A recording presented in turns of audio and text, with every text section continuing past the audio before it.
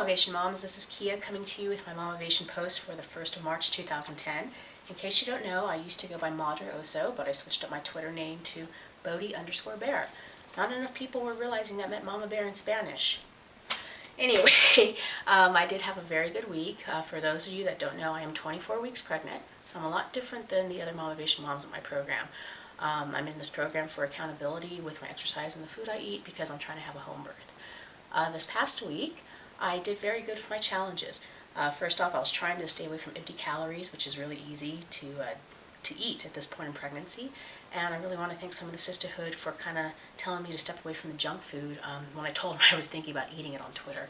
And that really helped a lot. You have no idea. The other one is I wanted to get my cardio in 3 times a week after I was sick for a couple of weeks. Succeeded! This week I'm hoping to get a little bit more, stay consistent with it. And lastly, fruits and vegetables. Yeah, it's a slam dunk for me, no problem. I mean, stay away from those empty calories.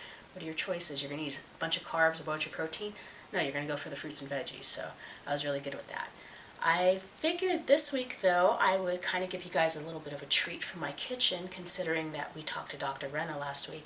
Who's an awesome nutritionist, and I look forward to seeing her on the show again. But I would show you some of the foods that I normally eat. One of the things about me is I have ubiquitous food allergies, so I'm allergic to cane sugar, coffee, oats, and alfalfa. Being pregnant, I can actually eat this stuff right now because my immune system is suppressed, but I figured I'd just kind of show you some of the whole foods that we have in our kitchen.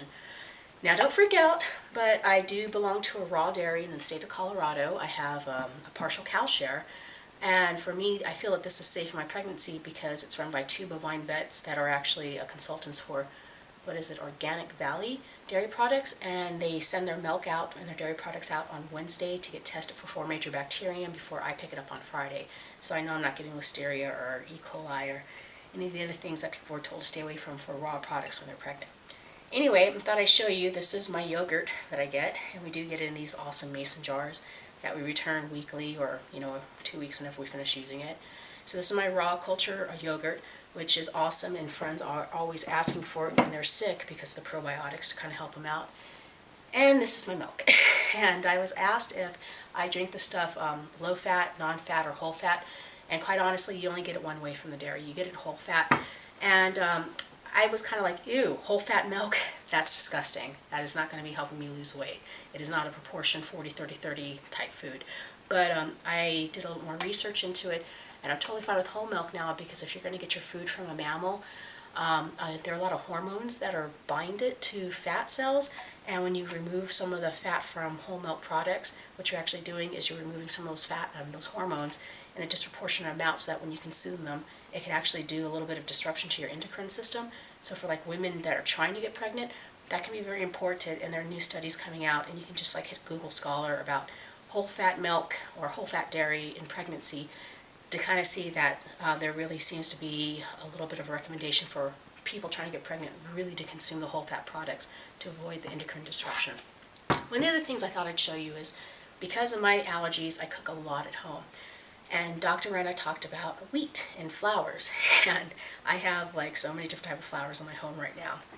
This right here is the regular unbleached enriched white flour that we get in the store all the time, probably gold medal.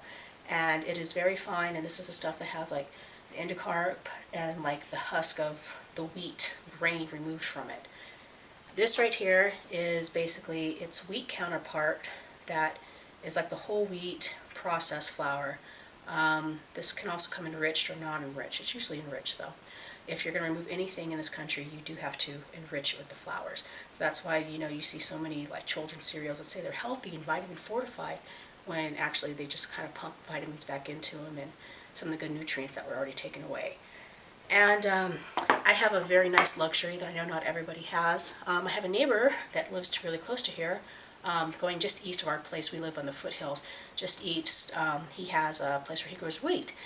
And this is actually whole wheat with like the husk and everything thrown in there. And you can see there's a big difference. So if you look at the 2 of these, which one is your body going to absorb faster with the blood sugars? So this is going to be higher in the glycemic index than this one. This one has a lot more flour, and this one also has a lot more fiber. I usually like to cook with a lot of this, but being pregnant, my digestion's really slowed down, so I really have to cut it in with more of this or the other one. But I'll take pictures of these just so you guys can see the difference. And when I moved here 2 years ago to Colorado from Miami, I didn't really have a lot of these food choices, and I went to like a hippie undergrad and everything, so being in Miami was like my time of, this is really what the most of the country has access to as far as their food habits. So my husband and I, we made a very conscious decision when we moved. We wanted to come to some place where we had like more access to like whole food products. And the last thing I wanted to show you guys are little plates and bowls, since we had them out. We made the switch probably about 1.5 years ago because I know I have portion control problems, and apparently so does my husband. So we went with these cute little plate and bowl sets right here, and it really has helped a lot with portion control and us like not being piggies when we're eating dinner or saying we're so hungry or something like that. Anyway, everybody have a great week. For the Mamavation moms in week 7, really tear it up this week. For everyone else in the sisterhood, keep doing what you're doing. We seem like we all did so well in the past 7 days. And in case you guys haven't noticed, the new schedule is posted for the Mamavation 4 campaign. So if you were trying to get a sponsorship, definitely check that out at mamavation.com. Anyway, have a great week, everyone. See ya.